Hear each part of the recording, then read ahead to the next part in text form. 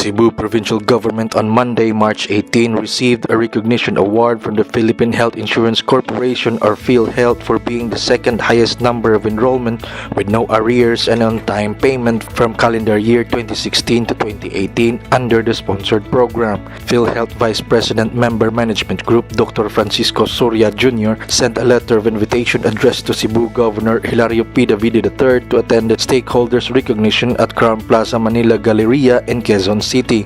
Due to prior appointments, Davide sent Provincial Health Officer Dr. Rene Catan to receive the award from the insurance agency. The stakeholders recognition is part of the major highlights of the Healthcare Financing Summit organized by PhilHealth. Cebu Province was recognized for its continued support in the implementation of the National Health Insurance Program or NHIP. Catan said the recognition is a living testimony that health services has been given full attention and efforts by the Davide Magpale administration. Catan said that the free health services provided by the capital is an affirmation of its faithful compliance to on-time payments required by PhilHealth. He said that the capital was able to provide these free health services to its constituents because of its performance with the PhilHealth. Catan shared that even before the Universal Healthcare Law was passed, the Cebu Provincial Government already offered free billing to its constituents. The Cebu Provincial Disaster Risk Reduction and Management Office or PDRRMO on Thursday, March 21, recommended to Governor Hilario P. Davide III and to the Sangguniang Panlalawigan to place the entire province under a state of calamity as the effect of the weak El Nino is already apparent in some Cebu's farmlands and rivers. PDRRMO Chief Baltasar Tribunalo said his decision to recommend for the calamity declaration came after his office conducted a rapid assessment in certain parts of the province last week or days before the tropical depression Cheding brought rains in Metro Cebu. He said that his recommendation is timely as Pag-asa already declared the existence of the mild El Nino and that farmers and residents in the shore and mountain areas already felt the low supply of water which will eventually affect their livelihood. Ubos na gyud ang ilahang income, uban wala na gyud income, nya kadaghanan wala gyud nanom, no? Tungod kay wala nang nanom, nagpasabot nga ma-deprive sila sa ilahang abot kaon o potential nga kwarta na unta maabot nila. So tungod niya na rekomendata sa maong adunay state of calamity. So some farmers have stopped planting their seasonal crops because of the prolonged heat and the decreasing supply of water in most areas in the province.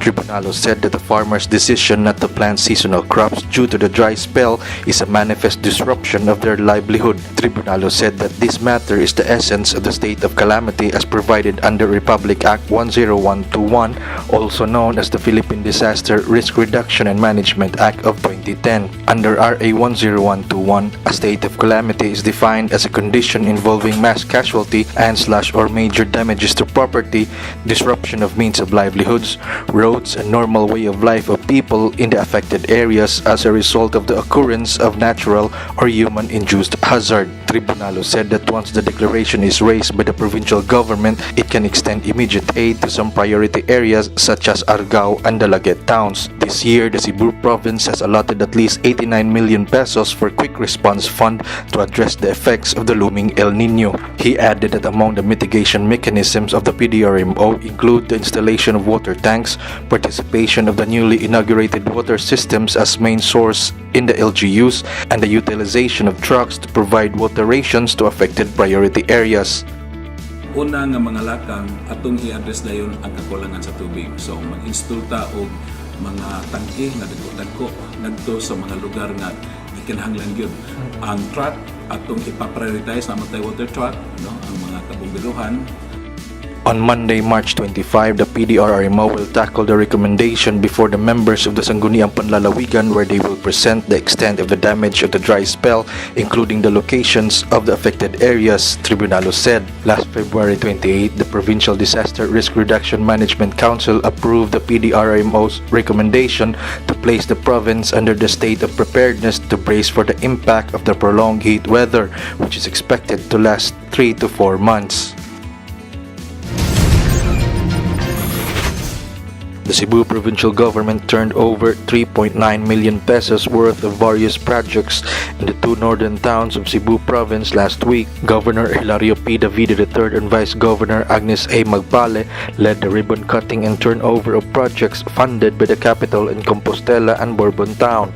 Last March 8, a two-classroom school building worth 2 million pesos was inaugurated in Bulwang Elementary School in Compostela. Principal Vermo Lupo was grateful to the capital officials for choosing BAS as one of the project beneficiaries. In his speech, Davide said that he and the Vice Governor have been doing their best to address the lack of classrooms in the province. In the last 6 years, the administration of Davide and Magpale spent 151.6 million pesos for the construction of 175 classrooms built mostly in remote areas across the province. The governor also took the occasion to express his opposition to the Department of Education's plans to remove the graduation rights for grade 6 completers and to impose no vaccination, no enrollment policy in public schools. The governor also encouraged parents who attended the ceremony to have their children vaccinated in their health center with the rising number of measles cases in the country. Magpale, for her part, shared to the parents and students the different programs of the capital that supports the education of the youth, including the Paglaom Scholarship Program. During the inauguration, Compostela Association of Barangay Council President Froilan Quino and Bulwang Barangay Captain Emerito Aguilar were also there. In Borbon, the governor and the vice governor led the ribbon cutting of the two newly concreted roads in Sitio Liang, Barangay Bingay, and Sitio Candinayla, Barangay Poblacion last March 6.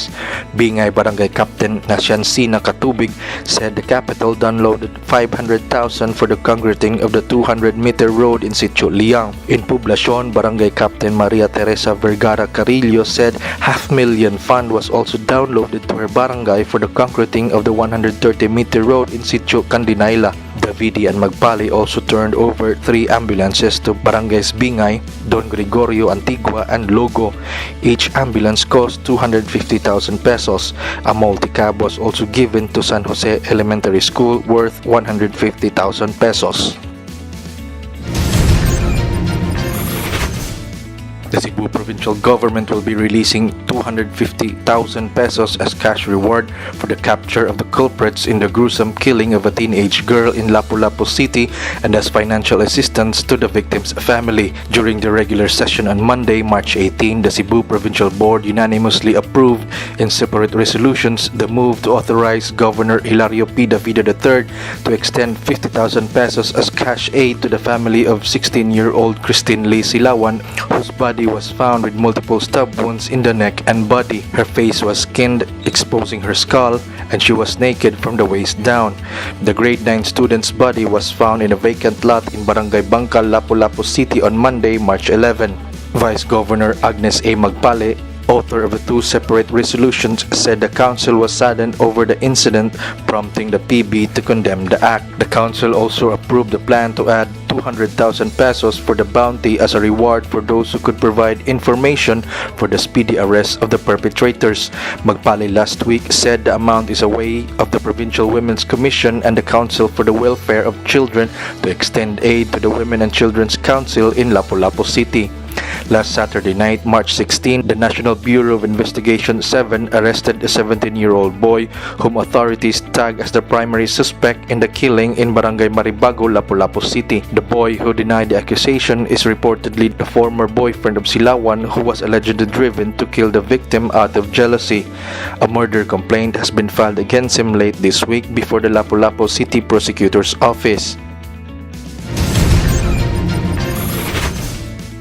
Cebu Vice Governor Agnes A. Magpale visited the hinterlands and the shoreline communities of Oslob, some 102.73 kilometers from Cebu City, to bring Halad gifts to 3,104 senior citizens on March 10.